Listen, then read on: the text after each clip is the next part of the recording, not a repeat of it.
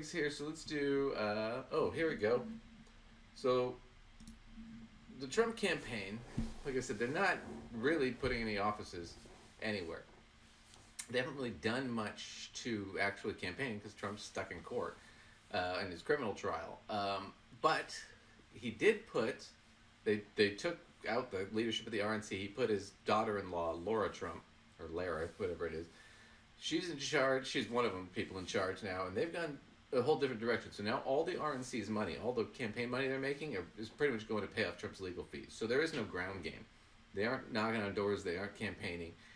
They're not really helping out any of the other Republicans who are running this year because all that money needs to be siphoned to Trump to pay off of his legal fees and bills, right?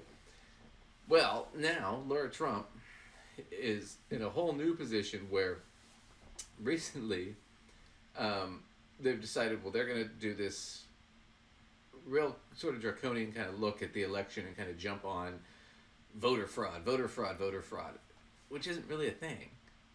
But they've gone all in on this. So they've got to focus all their attention, what little money they have left, and resources on targeting voter fraud and stopping that, even though it's not a real issue. And the courts have determined that. Even Trump-appointed judges determined that in the last election when they fought back against the election. The judges determined there's no evidence of any voter fraud going on. And most of the voter fraud that was found was very minimal, and it was almost all Republicans that were committing voter fraud. It wasn't anybody on Biden's side. So they dumped into this, and it's funny because the woman who's running the voter integrity for the RNC, she just got indicted for for trying to steal the election for election fraud in Arizona from the 2020 election, where she was part of that whole elector scheme. So the woman who's running election integrity for the RNC is criminally indicted right now in Arizona for trying to interfere with the election and manipulate the election. But now you got Lara Trump, and this is her whole thing. She is stuck in the voter fraud. They've got to do this. They've gone balls to the wall. So she's going to tell you this, and she's going to kind of bullshit you here, and it's going to be funny. But here she is on Maria Bartiromo, and she's going to kind of give up a little bit of the game here. You've been saying for a while now that your priority is to ensure a transparent election, and I see that the RNC and the Trump campaign filing a lawsuit in a battleground state to stop counting ballots past Election Day. What are you doing with regard to suing Nevada right now? Yeah, well, that's exactly right. You cannot have ballots counted, Maria, after elections are over. And right now, that is. So we're already in deep.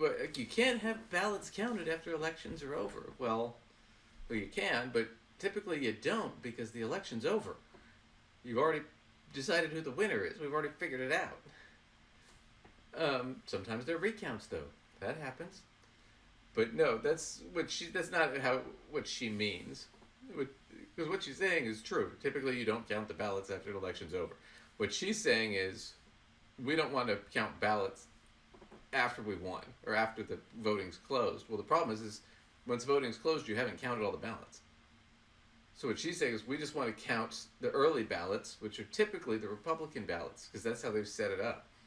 Because Republicans tend to vote in person, where most Democrats tend to vote by mail, or, not in person.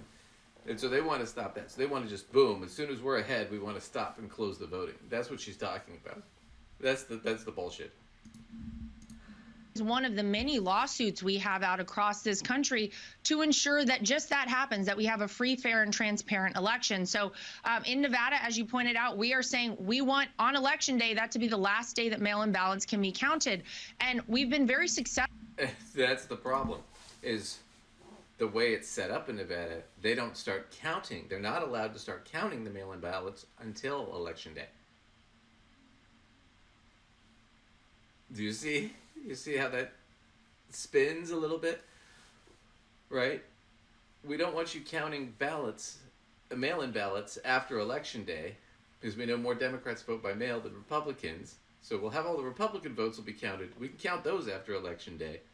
But the mail-in ballots you can't count until after, or count after Election Day. But you also can't count them until Election Day, so you can't count them. That's exactly what she just said.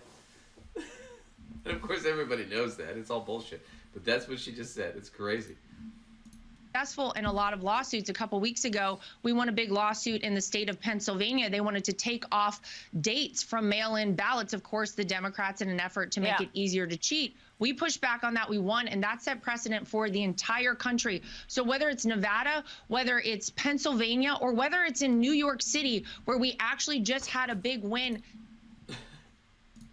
That wasn't what the case was. They always put the dates because there's a post date on a mail-in ballot. So you can't take the date off because it's on the letter when it's mailed. The post office puts a post date on it. So if the post date is after the election, it doesn't get counted. That's not what that was about. That was about putting on dates for early mail-in ballots. So I could put in my mail-in ballot, like I live in Oregon.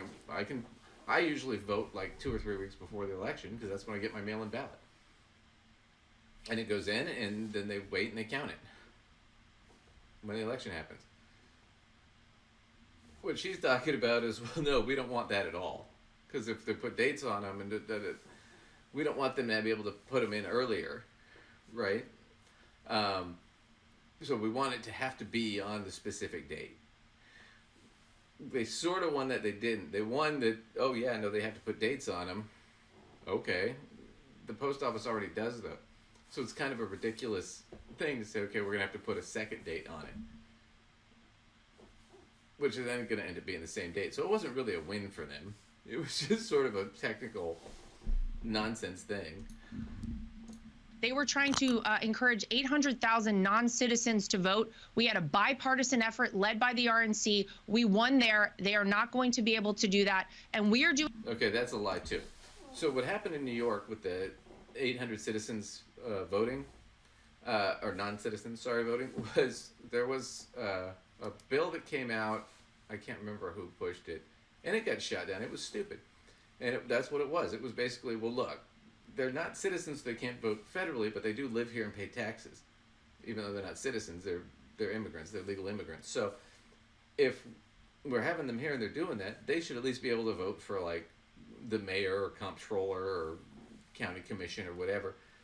But then, of course, they came back and go, well, no, constitutionally, you can't vote unless you're a citizen. You have to be a citizen to vote. And there's a process for them to get citizenship, and if they get citizenship, they can vote all they want. But, I mean, they only get the one vote, but still. But that's the point. And she's right. It was a stupid bill, and it got shut down. Even the Democrats were kind of against it. It was just an odd thing that came out.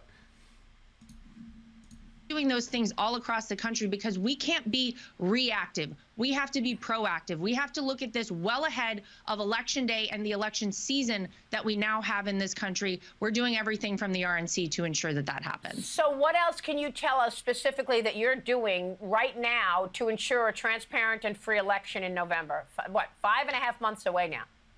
Yeah, it's closing in fast, and we have everything working at the RNC and the Trump campaign.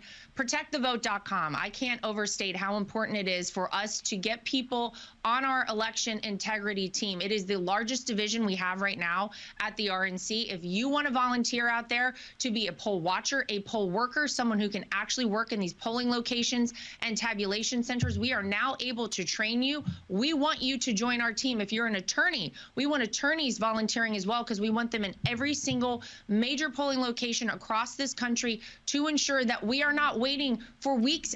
So that's the comparison. You've got Joe Biden using all his money. They're out in states. They're out banging on doors, doing grassroots, trying to get people excited, trying to get people involved. You got Lara Trump going on the news saying, we want to get people to get involved, not to vote for Trump, not to support Trump, but to jump on the voting and do voting integrity. Which really what we're trying to do is we want to manipulate the count. That's what she's doing. This has nothing to do with getting people out to vote. This has to do with manipulating whose vote should count and whose shouldn't. That's what they're doing. That's the whole scam here. It's just a game. And it's always funny. They say that election integrity, securing the election, making sure that the votes are counted, making sure it's a free and fair election, blah, blah, blah. It reminds me of the old spy trick where they used to tell you, for people doing like espionage or undercover work. This was kind of an old trope, which was if somebody's trying to get you to go with them or do something, and they use the terms, safe, secure, we'll take you to a safe place, we'll make sure you're secure. If they use those words and they use them repeatedly, they're probably going to kill you.